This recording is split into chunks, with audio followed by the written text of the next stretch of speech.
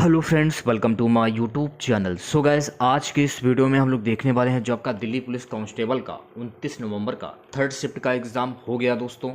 29 नवंबर third shift में पूछे गए सभी क्वेश्चंस इस वीडियो में डिस्कस करेंगे।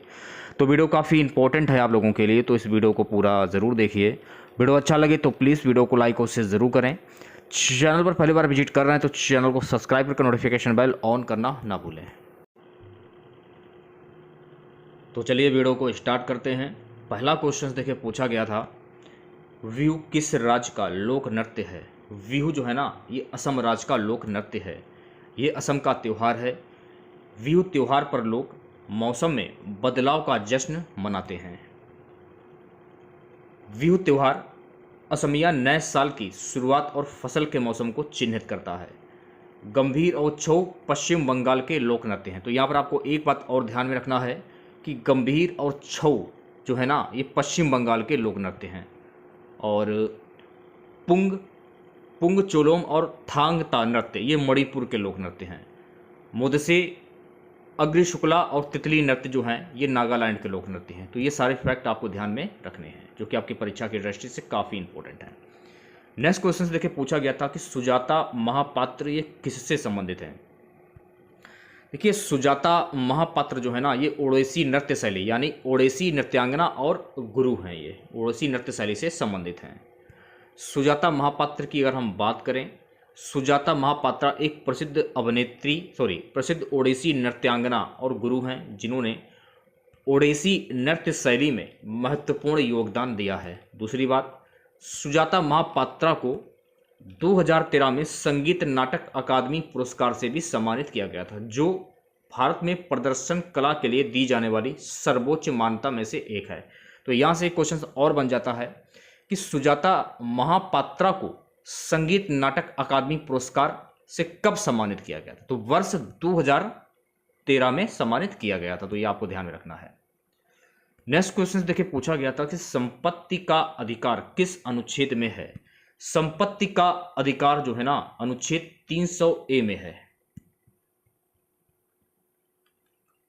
नेक्स्ट क्वेश्चन देखिए पूछा गया था, चिन्ना स्वामी किससे संबंधित। देखिए, चिन्ना स्वामी जो है ना, ये क्रिकेट मैदान है।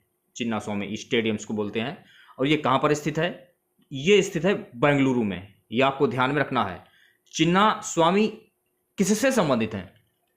ये एक क्रिकेट स्टेडियम है, ठीक है। और ये कहां पर स्थित है? बेंगलुरु में स्थित है। अब देखिए, भारत में कुछ अंतर्राष्ट्रीय क्रिकेट मैदान है, उनकी सूची है, इनके बारे में जान लीजिए आप लोग। जैसे कि ईडन गार्डन स्टेडियम कहां पर स्थित है? कोलकाता में स्थित है। M.A. चिदम्बरम मैदान स्टेडियम कहां पर स्थित है? चेन्नई में। अरुण जेटली मैदान कहां पर स्थित है? नई दिल्ली में। विप्रो मैदान ये कहां पर स्थित है? मुंबई में। ग्रीन पार्क मैदान कहां पर स्थित है? कानपुर में। एम चिन्नास्वामी मैदान कहां पर स्थित है? बेंगलुरु में। वानखेड़े मैदान कहां पर स्थित है? मुंबई में। और बारावती मैदान कहां पर स्थित है? कटक में। सवाई मानसिंह मैदान जयपुर में स्थित है। नरेंद्र मोदी मैदान अहमदाबाद में स्थित है, ठीक है। नेक्स्ट क्वेश्चन देखिएगा। देखिए, अगला क्वेश्चन जो था पूछा गया था कि भारत की जनगणना 2011 के अनुसार किस राज्य की पुरुष साक्षरता दर सर्वाधिक है? किस राज्य की पुरुष साक्षरता दर सर्वाधिक है? केरल 96.11%। महत्वपूर्ण फैक्ट उनके बारे में जान लीजिए। भारतीय जनगणना 2011 की जनगणना रिपोर्ट के अनुसार केरल की साक्षरता दर 94.00% है। केरल की कुल साक्षरता दर सबसे अधिक है, यह आपको ध्यान रखना है। पुरुष साक्षरता की अगर हम बात करें तो पुरुष साक्षरता 96.11% है, जबकि महिला साक्षरता दर 92.07% है। केरल की कुल साक्षरता दर 94% है, जो भारत में औसत साक्षरता दर 72.98% से अधिक है। तो ये सारे फैक्ट आपको ध्यान में रखने हैं। देखिए, PDF आपको हमारे व्हाट्सएप ग्रुप में मिल जाएगी। अगर आपने हमारा व्हाट्सएप ग्रुप ज्वाइन नहीं किया है तो ज्वाइन कर लीजिए। हमारा व्हाट्सएप नंबर है 91-406-76-626। ये हमारा व्हाट्सएप नंबर है। इस व्हाट्सएप नंबर को अपने फ़ोन में सेव कर लीजिए। मैं आपको ग्रुप में ऐड कर दूंगा, वहाँ पर आपको PDF मिल जाएगी, बिल्कुल निःशुल्क, कोई भी पैसा आपको नहीं देना है। नेक्स्ट क्वेश्चन देखेगा, 2011 की जनगणना के अनुसार जनसंख्या में कितनी वृद्धि हुई है। तो कितनी वृद्धि हुई है 2011 की जनगणना के अनुसार? 1.64% की। 2011 की जनगणना के अनुसार भारत की वार्षिक जनसंख्या वृद्धि दर 1.64% है। देखिए, जनगणना पहली बार 1872 में ब्रिटिश वायसराय लॉर्ड मेयो के तहत शुरू की गई थी, तो ये फैक्ट आपको ध्यान रखना है। और भारत में पहली बार समकालीन जनगणना 1881 में हुई थी। 1901 से यह दर दशक के बाद हो रही है, यह जो हर दशक के बाद हो रही है। 2011 की जनगणना 15वीं जनगणना और स्वतंत्रता के बाद ये 7वीं है, यह भी आपको ध्यान में रखना है। 2011 की जनगणना का नारा क्या है, यह भी पेपर में पूछा जा सकता है। हमारी जनगणना हमारा भविष्य। 2011 की जनगणना के अनुसार 2001 की जनगणना की तुलना में भारत में 10 लाख से अधिक जनसंख्या वाले नगरों की संख्या 35 से बढ़कर 53 हो गई है। भारत की 15वीं जनगणना 2011 में आयोजित की गई थी। तो ये सारे फैक्ट आपको ध्यान में रखने हैं, कहीं से भी कुछ भी क्वेश्चन पूछा जा सकता है पेपर में। देखिए, अगला क्वेश्चन पूछा गया था, गरीबी हटाओ का नारा किस पंचवर्षीय योजना का हिस्सा था? गरीबी हटाओ का नारा 5वीं पंचवर्षीय योजना का हिस्सा था। 5वीं पंचवर्षीय योजना 1974 से 78 इंदिरा के राजनीतिक विरोधियों ने इंदिरा हटाओ का नारा दिया, लेकिन इंदिरा ने इसे गरीबी हटाओ के रूप में दोहराया। इस नारे का काफी प्रभाव पड़ा। इंदिरा को अब कई लोगों द्वारा भारत के रक्षक के रूप में देखा जाता है। नेक्स्ट क्वेश्चन देखिए, पूछा गया था पंचवर्षीय योजना में कौन सा सही कौन सा गलत है? देखिए, पहली पंचवर्षीय योजना जो है ना, ये हैरोल्ड डोमर मॉडल के द्वारा प्रस्तुत की गई थी, ठीक है, ये आपको ध्यान में रखना है। दूसरी पंचवर्षीय योजना जो है ना, पीसी मालनोविस मॉडल के द्वारा प्रस्तुत की गई थी, और तीसरी पंचवर्षीय योजना गार्डगिल योजना के तहत प्रस्तुत की गई थी। नेक्स्ट क्वेश्चन पूछा गया था, हरिसेन किस भाषा के कवि थे? देखिए, हरिसेन जो है ना, ये संस्कृत भाषा के कवि हैं, और हरिसेन जो है ना, ये समुद्रगुप्त का दरबारी कवि था, ये भी आपको ध्यान रखना है। वे चौथीवीं शताब्दी के संस्कृत कवि, राजनीतिक और सरकार के मंत्री थे।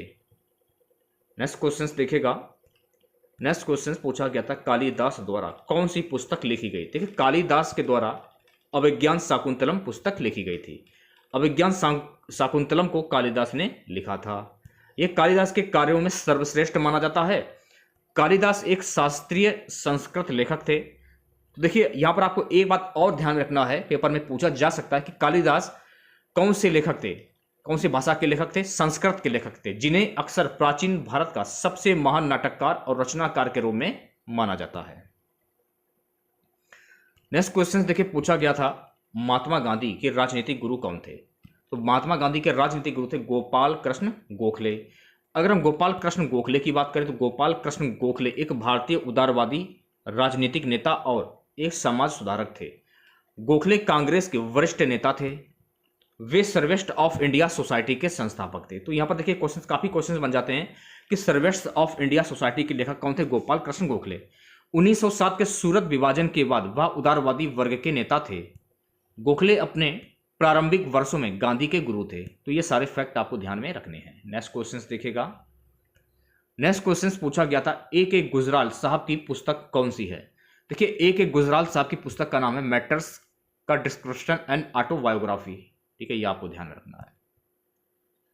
नेक्स्ट क्वेश्चन देखिएगा, सीईई का पूरा नाम क्या है? Central European equity fund inc, ये आपको ध्यान में रखना है, इसका पूरा फुल फॉर्म हो जाएगा, ठीक है। नेक्स्ट क्वेश्चन पूछा गया था, तलवारबाजी से किसका संबंध है? देखिए, तलवारबाजी से भवानी देवी का संबंध है। अगर हम भवानी देवी की बात करें तो ये तमिलनाडु की रहने वाली भवानी देवी ओलंपिक के लिए अर्हता प्राप्त करने वाली पहली भारतीय महिला खिलाड़ी हैं, जिन्हें भारतीय तलवारबाजी संघ द्वारा सम्मानित किया गया था। नेक्स्ट क्वेश्चन पूछा गया था कि क्रिकेट के एक ओवर में कितनी गेंद होती हैं? तो क्रिकेट के एक ओवर में कुल 6 गेंद होती हैं। देखिए, यहां से कई क्वेश्चंस बन जाते हैं, जान लीजिए। क्वेश्चंस ये भी पूछा जा सकता है, लेकिन पूछा गया नहीं है, पूछा जा सकता है कि टेस्ट क्रिकेट में एक ओवर में कितने बाउंसरों को अनुमति दी जा सकती है? 2, ठीक है। एक क्वेश्चन और पूछा जा सकता है पेपर में कि क्रिकेट के एक खेल में पहले 10 ओवर में रन रेट केवल 3.2 था, 282 रनों के लक्ष्य तक पहुंचने के लिए शेष 40 ओवर में रन रेट कितना होना चाहिए? कितना होना चाहिए? 6.25। यह भी क्वेश्चन पूछा जा सकता है पेपर में कि एक क्रिकेट गेंद का वजन कितना होता है। तो एक क्रिकेट गेंद का वजन होता है 159.9 ग्राम से 163 ग्राम। नेक्स्ट क्वेश्चन देखिएगा। नेक्स्ट क्वेश्चन देखिए पूछा गया था कि चाय की खेती के लिए कौन सा राज्य प्रसिद्ध है? तो चाय की खेती के लिए असम राज्य प्रसिद्ध है। कुछ महत्वपूर्ण फैक्ट है उन्हें जान लीजिए। देखिए असम जो है ये भारत का सबसे बड़ा चाय उत्पादक राज्य है। इसके बाद पश्चिम बंगाल का नंबर आता है। असम भारत का सबसे बड़ा चाय उत्पादक राज्य है, जाहिर सी बात है। और इसके बाद पश्चिम बंगाल का नाम आता है। भारत में लगभग 52% चाय उत्पादन 625 मिलियन किलोग्राम के साथ असम से आता है। चीन के बाद भारत दुनिया में चाय का दूसरा सबसे बड़ा उत्पादक है। नेक्स्ट क्वेश्चन देखिएगा। किस संशोधन से मतदान की आयु 21 वर्ष से घटाकर 18 वर्ष कर दी गई है? 61वें संशोधन के तहत 21 वर्ष से घटाकर 18 वर्ष कर दी गई है। अब फैक्ट को जान लीजिए। 20 दिसंबर 1988 को मतदान की उम्र 21 से घटाकर 18 साल करने के लिए संसद में कानून को मंजूरी दी गई थी। यह आपको ध्यान रखना है। लोक प्रतिनिधित्व अधिनियम 1950 को संशोधित करने वाले 1989 के अधिनियम 21 के साथ संविधान के 61वें संशोधन अधिनियम 1988 के द्वारा मतदाता के पंजीकरण की न्यूनतम आयु को 18 साल कर दिया गया। इसे 28 मार्च 1989 से लागू किया गया है। नेक्स्ट क्वेश्चन देखेगा सभी बच्चे। नेक्स्ट क्वेश्चन पूछा गया था किस शासक ने शाहजहां द्वारा निर्मित मयूर सिंहासन और कोहिनूर हीरे को लूटा? नादिर शाह के द्वारा लूटा गया था। देखिए मयूर सिंहासन 17वीं सदी की शुरुआत में शाहजहां द्वारा बनवाया गया था। यह भारत में मुगल सम्राटों का आसन था और इसे दिल्ली के लाल किले में दीवान एक खास में रखा गया था। जब 1739 में नादिर शाह ने भारत पर हमला किया और लूट लिया तो वह अपने साथ कीमती सिंहासन भी ले गया। नेक्स्ट क्वेश्चन पूछा गया था भारत की सबसे लंबी सुरंग कौन से राज्य में है? तो भारत की सबसे लंबी सुरंग जो है ना जम्मू कश्मीर राज्य में है।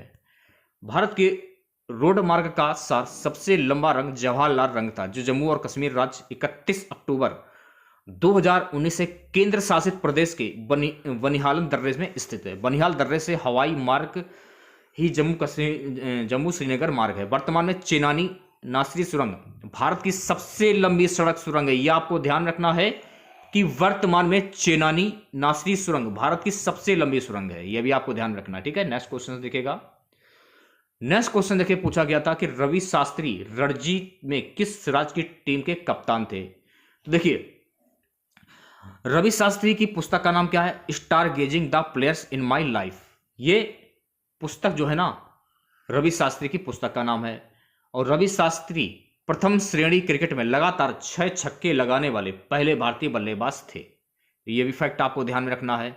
रवि शास्त्री को 2017 में टीम इंडिया का नया कोच नियुक्त किया गया था। यह भी फैक्ट आपको ध्यान रखना है। और वर्तमान में भारत के कोच कौन है? टीम इंडिया के एक नए कोच कौन है? वर्तमान की बात कर रहा हूं, राहुल द्रविड़। यह भी आपको ध्यान में रखना है, ठीक है। नेक्स्ट क्वेश्चन देखेगा। कोशिका से संबंधित कौन सा कथन सत्य है? देखिए कोशिका सभी ज्ञात जीवन की मूल संरचनात्मक, कार्यात्मक और जैविक इकाई है। 2023 में पद्मश्री किसे मिला? राष्ट्रपति ने साल 2023 में 106 पद्म पुरस्कारों की मंजूरी दी थी। इनमें से 91 पद्मश्री पुरस्कार थे। ये आपको ध्यान रखना है। इस बार कुल 106 पद्म सम्मानों का ऐलान हुआ है। इसमें खेल जगत से जुड़े 3 लोग शामिल हैं। आर.डी. प्रसाद, पूर्व क्रिकेटर गुरचरण सिंह और शाना थोइबा को यह सम्मान दिया गया है। तीनों को ही पद्मश्री दिया गया है। नेक्स्ट क्वेश्चन पूछा गया था कि आगा खां का संबंध किस वाद्ययंत्र से है? अली अकबर खान सरोज वाद्ययंत्र। यह आपको ध्यान रखना है, ठीक है। नेक्स्ट क्वेश्चन, इनमें से द्विस्थापन अभिक्रिया कौन सी है? सोडियम सल्फेट के साथ वेरियम क्लोराइड का विलयन। अनुसूची से क्वेश्चन देखिए पूछे जा रहे हैं। अगर आप पेपर देने के लिए जा रहे हैं तो अनुसूची से क्वेश्चन देख लीजिए, राज्यपाल से क्वेश्चन देख लीजिए। एक क्वेश्चन कंप्यूटर का पूछा गया था कि पेस्ट करने के लिए कौन सी कुंजी का उपयोग किया जाता है? Ctrl+V का उपयोग किया था। इंटरनेट से क्वेश्चन देख लीजिए और MS एक्सेल से भी क्वेश्चन पूछे जा रहे हैं। तो अगर आप लोगों को PDF चाहिए तो आप हमारा व्हाट्सअप ग्रुप ज्वाइन कर लीजिए। नंबर मैं आपको दे रहा हूँ, नोट कर लीजिए, अपने फ़ोन में सेव कर लीजिए और तुरंत हमें मैसेज करिए, मैं आपको व्हाट्सअप ग्रुप में ऐड कर दूंगा। ठीक है, निःशुल्क पीडीएफ मिलेगी, कोई पैसा आप लोगों को नहीं देना है। 91 406 76 626 ये हमारा व्हाट्सअप नंबर है। इस नंबर को अपने फ़ोन में तुरंत सेव करिए और हमें मैसेज करिए। तो चलिए मिलते हैं नेक्स्ट वीडियो के साथ। जय हिंद, जय भारत।